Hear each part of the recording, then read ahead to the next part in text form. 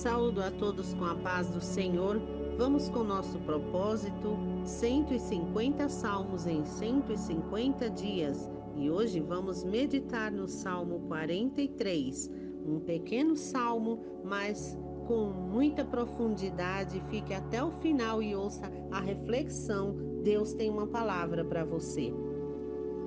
Julga-me, ó Deus, e pleiteia pela minha causa contra uma nação ímpia. Ó, livra-me do homem enganador e injusto, pois tu és o Deus da minha força. Por que me rejeitas? Por que sigo pranteando por causa da opressão do inimigo? Ó, envia a tua luz e a tua verdade, que elas me guiem, que elas me tragam ao teu santo monte e aos teus tabernáculos. Então irei ao altar de Deus. A Deus, minha demasiada alegria. Sim, sobre a harpa te louvarei. Ó Deus, meu Deus, porque está abatida a minha alma? E por que estás tu inquieta dentro de mim? Espera em Deus, pois ainda o louvarei, que é a saúde do meu semblante. E meu Deus, glória a Deus. Um salmo de apenas 5 versos. Um salmo que expressa a fé, uma prova à fé em meio ao desânimo. Ele expressa aqui uma alma ansiosa pela presença de Deus, um coração dividido. Esse Salmo 43, que é uma continuação do Salmo 42, o salmo anterior, onde nós refletimos, ele no primeiro versículo, primeiro verso, ele diz: julga-me, ó Deus. E ele clama desesperadamente, como no Salmo passado, 42, ele dizia que a sua alma suspira pelos ribeiros de água, assim como a corça. Então a alma dele tinha sede de Deus e continua esta sede. Nós vemos em Deuteronômio, capítulo 32, os versos 3 e 4. Porque clamarei o nome do Senhor, engrandecei o nosso Deus, eis a rocha, suas obras são perfeitas, porque todos os seus caminhos são juízo. Deus é fidelidade e não há nele injustiça, é justo e reto. Louvado seja Deus. É a esse Deus que ele estava clamando: julga-me. E ele diz logo em seguida: pleiteia a minha causa contra uma nação ímpia. Pleiteia, o que significa? Manifesta-se ao meu favor, defende-me, me ajude. Ele pede socorro para que Deus se manifeste a seu favor, julgando a sua causa, defendendo ele, manifestando-se, dizendo: olha, eu estou aqui pela causa desta pessoa. E Deus faz isso. Ele pede ainda que Deus o defenda, porque ele está pranteando sobre a opressão do inimigo. E quando ele diz me defenda, a gente pode citar um salmo que já passamos por ele, Salmo 7, verso 10.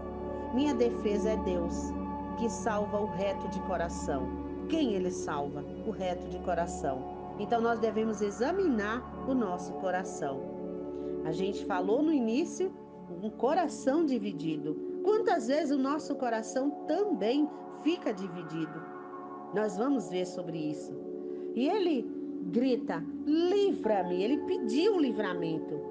Nós vemos aqui nos exemplos na Bíblia que Deus ele livra na tribulação, na tempestade, no problema, no perigo. Ele não livra da tempestade, ele não livra da aflição, ele não livra do problema, ele livra no problema. Ele é socorro bem presente na hora da angústia. Ele disse: quando passares pelas águas, elas não te submergirão. Quando passares pelo fogo, eu estarei contigo. Então ele não promete livrar a gente de todas as dificuldades. Não. Ele promete que em toda e qualquer dificuldade ele estará presente. Nós lembramos no capítulo 6 de Daniel, a gente vê Daniel, um jovem temente a Deus e que foi levado cativo para a Babilônia, uma terra idólatra, onde todos ali eram obrigados a adorar a estátua levantada pelo rei. E ele permaneceu fiel, orando a Deus 3 vezes ao dia, como era o seu costume judeu. E assim ele prosseguia, olhando para Deus, confiando no seu Deus, que ele é poderoso para livrá-lo em qualquer situação.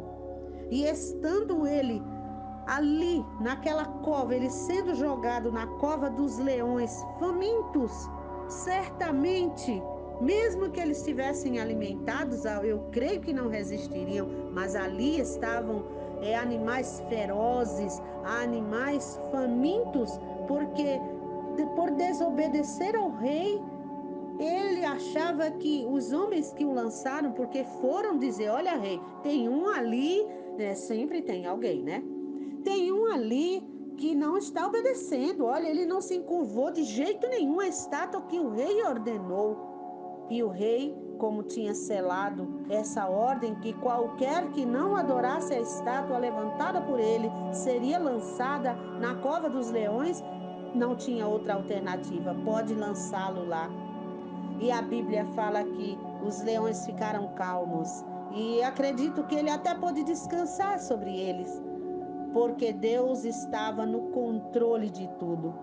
E Deus está no controle da cova dos leões onde você está passando. Eu não sei qual é o leão que está ali pronto para devorar, se é a enfermidade, se é o problema, se é a calúnia, seja lá o que for. Deus está com você no meio do fogo, como ele esteve junto aos 3 moços no mesmo livro de Daniel.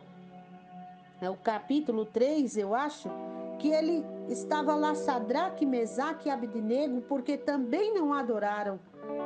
Eles foram lançados na fornalha de fogo ardente, e a Bíblia relata que eles viram lá um 4º homem. Foram lançados 3, mas haviam 4. O 4º homem estava lá com eles, por isso eles não foram queimados. Aqueles que foram lançá-los, a fornalha foi aquecida muitas vezes mais, então não havia possibilidade de saírem vivos, porque até aqueles os servos que foram lançá-los lá foram queimados imediatamente. Mas o 4º homem estava presente e eles saíram ilesos, e assim todos viram a glória de Deus. Nessa fornalha que você está, Deus está presente com você. O 4º homem está presente com você. Nós vemos que nessa situação do salmista, ele estava com seu coração dividido. Não é diferente de nós hoje. Ele fala no verso 2: tu és. Ele tem o reconhecimento. Tu és o Deus da minha força. E na mesma frase ele diz: por que me rejeitas? Por que eu sigo pranteando? E quantas vezes nós perguntamos: por que, Deus? Tu deixas eu passar, tu me amas, e por que me deixas passar por essa situação? Por quê?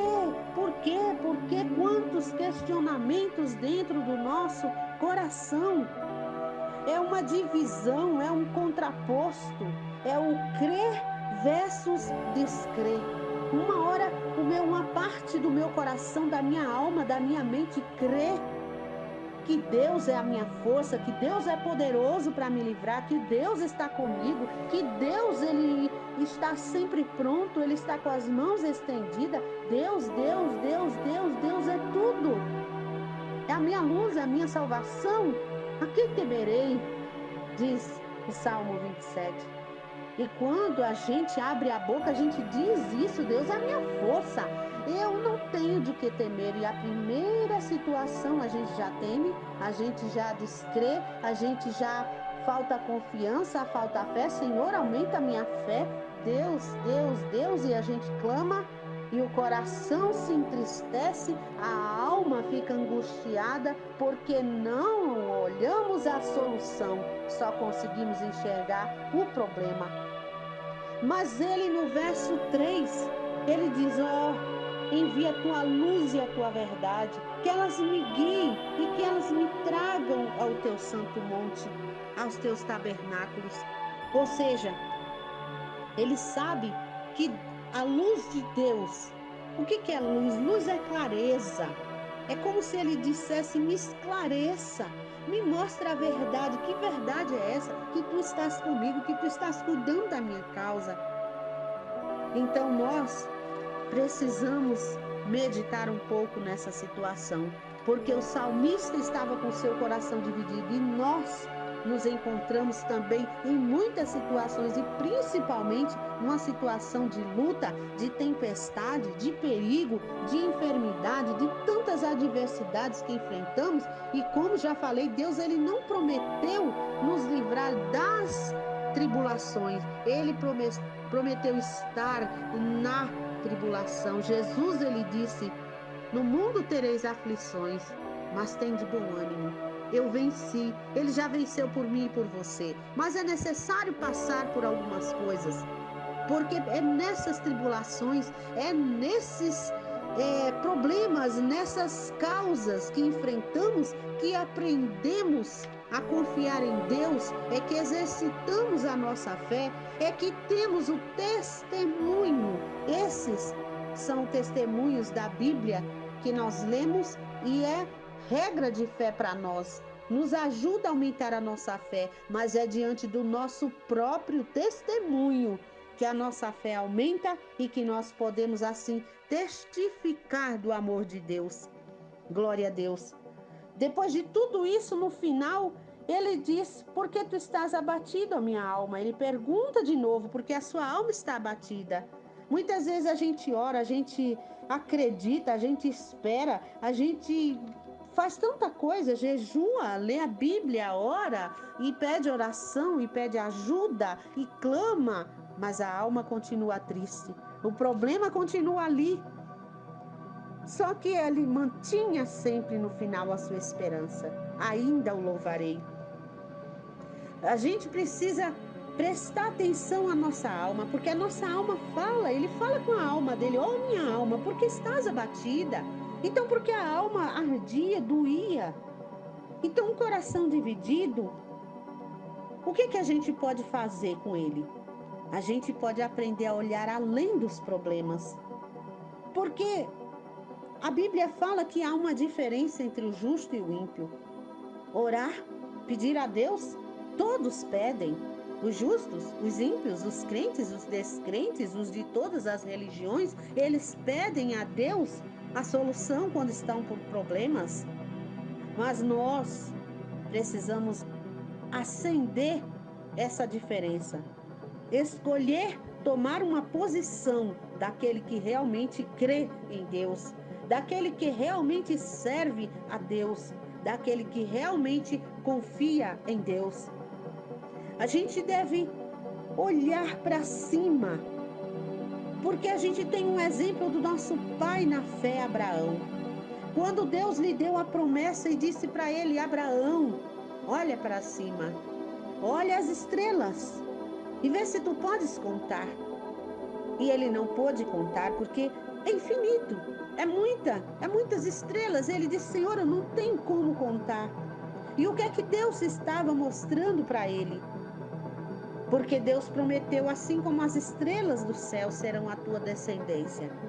O homem nem podia ter filhos. A sua esposa era estéril. O casal já era velho. Não haviam possibilidades. Porém, Deus disse para ele: olha para o infinito. Olha que eu sou o Deus do impossível. Olha que as minhas possibilidades são infinitas. Não olha pequeno, não olha para o teu corpo, não olha para a tua velhice, não olha para a tua mulher estéril, mas olha para o meu tamanho. Eu sou infinito, eu sou a solução, eu sou o Deus do impossível. Louvado seja Deus. E a Bíblia fala que ele tinha 75 anos quando foi recebida essa promessa, mas aos 100 anos, passados 25 anos, pode demorar um pouco, mas as promessas de Deus são cumpridas, a palavra de Deus é fiel. Ele conseguiu esperar acreditando, embora te turbiou em algum momento, porque quem não? Somos humanos.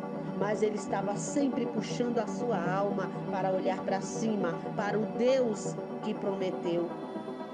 E assim nós devemos aprender, tirar o foco dos problemas e fixar os olhos da fé no poder de Deus, porque o poder de Deus é ilimitado. Você, somos limitados porque somos meros seres humanos, mas Deus, ele é ilimitado. Vamos continuar com o mesmo pensamento, vamos pregar insistentemente para nós mesmos, dizendo que Deus é grande, que Deus é fiel. Vamos lembrar dos versículos que fazem as promessas de Deus e vamos falar para a gente o dia inteiro e manter a esperança. Alimentar nossa alma com as palavras de bênçãos que a palavra de Deus nos traz, a Bíblia Sagrada, a palavra de Deus. Vamos falar para nós mesmos as palavras de bênção. Não vamos deixar nossa alma, nosso espírito, nosso coração, nossa mente ficar sofrendo, ficar angustiado, ficar lamentando, ficar murmurando, mas vamos dizer só o Senhor é Deus. Deus é poderoso, Deus é Deus do impossível, Deus é a minha luz, é a minha salvação.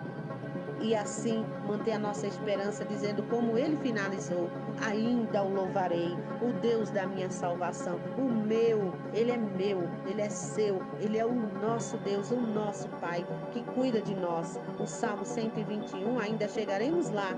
Eleva, se assim Deus permitir, eleva os meus olhos para o monte, de onde me virá o socorro. Vamos olhar além dos problemas, porque em Efésios 3:20 diz que Deus é poderoso para fazer infinitamente mais, além daquilo que pedimos ou pensamos.